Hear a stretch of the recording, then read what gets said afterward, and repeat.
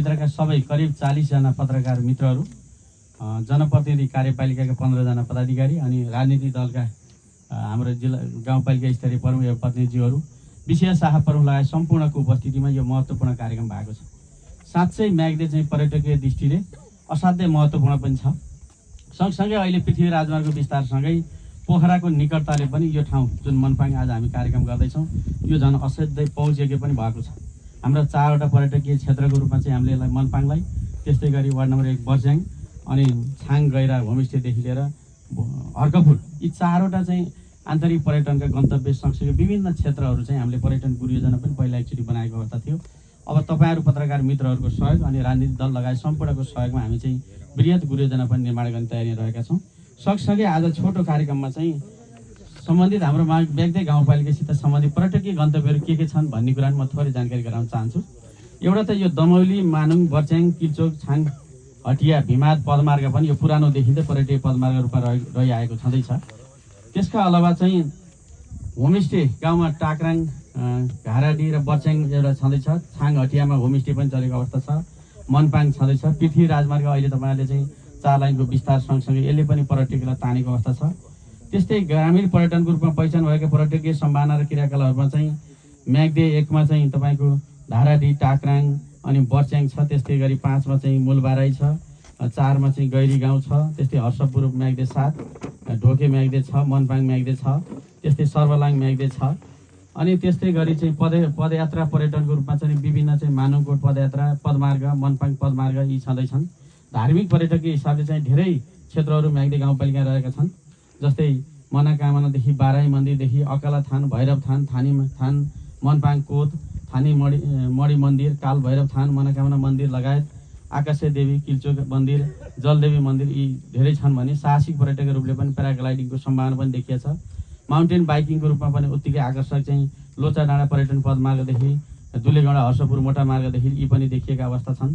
त्यस्तै रक क्लाइम्बिङका पनि क्षेत्रहरू म्याग्दे छ। सेरा स्थिर फाँटमा यो सम्भावना छ। जलविहारका दृष्टिले म्याग्दे 1 देखि 5 मा पर्ने सेती नदीमा पनि अब 17 किलोमिटर ठुलो जलाशय हुँदा सँगसँगै म्याग्देको चाहिँ ठुलो पर्यटकीय गन्तव्यमा विकास हुन सक्छ।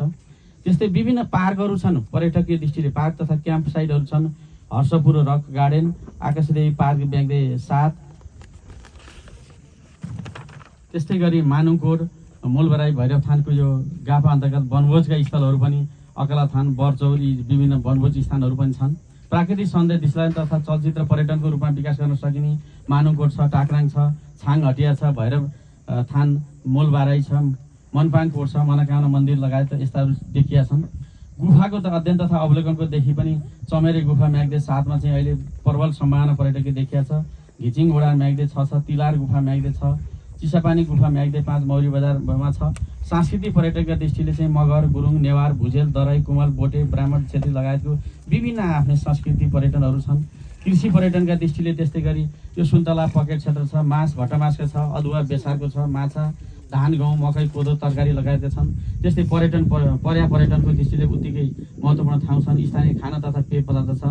जात्रा तथा मेला महोत्सवहरू पनि विभिन्न ठाउँमा हुने गरेको छ। तथापि पनि म्याग्दे गाउँपालिका पर्यटकीय दृष्टिले अलिक चुनौतीहरू, अवसरका सँगसँगै चुनौती पनि रहेका छन्। सबल पक्षको हिसाबले यो म्याग्दे गाउँपालिका पोखराबाट पनि सेन्टरमा रहेको, दमौलीबाट पनि बिचमा पर्ने हुनाले मध्य भागमा रहेको छ। दर्जनौं विभिन्न जात जातिको आफ्नै धर्म, परम्परा, कला, संस्कृति, हस्तकला, नाचगान, गीत, बाजा गाजा, चाडपर्व, मेला उत्सव उत्तिकै रहेका छन्। होमस्टेका लागि प्रचुर सम्भावना रहेका 4वटा स्थान लगायत अन्य स्थानहरूमा प्रबल सम्भावना भएको छ।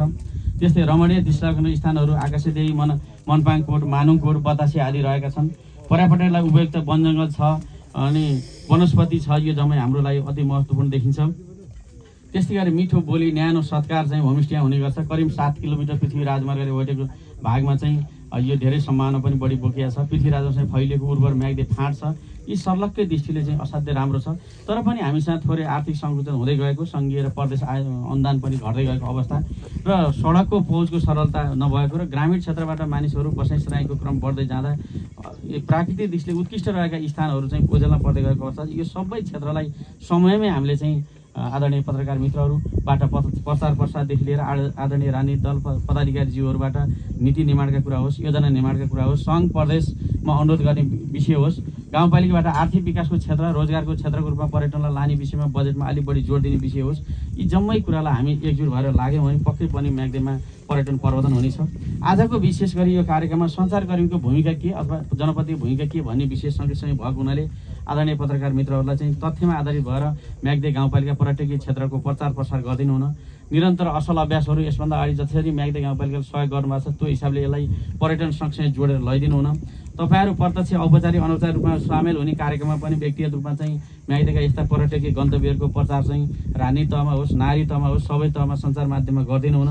त्यस्तै गरी जनप्रतिनिधिज्यूलाई अनुरोध मैले के गर्न चाहन्छु भन्दा 7 वडाका वडाध्यक्ष लगायत अध्यक्षलाई सिङ्गो टिम चाहिँ यो पर्यटन आर्थिक उपार्जनको क्षेत्र तथा उत्पादनका क्षेत्रहरूलाई चाहिँ समन्वय सहकार्य बढी गर्ने, यो पर्यटकीय क्षेत्र यो मनपाङदेखि लिएर 4वटै क्षेत्रको चाहिँ गुरुयोजना तत्काल निर्माण गर्ने र पर्यटकीय वृत्तचित्र पनि निर्माण गर्ने, त्यस्तै बजेट मार्फत चाहिँ विकास आयोजना नीति तर्जुमा गर्ने अनि सङ्घ र प्रदेशमा अनुरोध गर्ने र गाउँपालिकाबाट पनि बजेट छुट्याउने, होमस्टे प्रवर्धनका क्रियाकलाप वार्षिक रूपमा लगानी गर्ने अनि लागत साझेदारीमा स्थानीय नागरिकहरूलाई पनि अनुरोध गर्ने र प्रचार प्रसारमा सबै तहबाट जोड दियो भने पक्कै पनि म्याग्दीको ओझेलमा परेका यस्ता सुन्दर डाँडाहरू यस्ता पर्यटकीय गन्तव्यहरू तपाईँ आज देख्न सक्नुहुन्छ। असाध्यै दिल खुसी हुने खालको छ, शीतलता छ।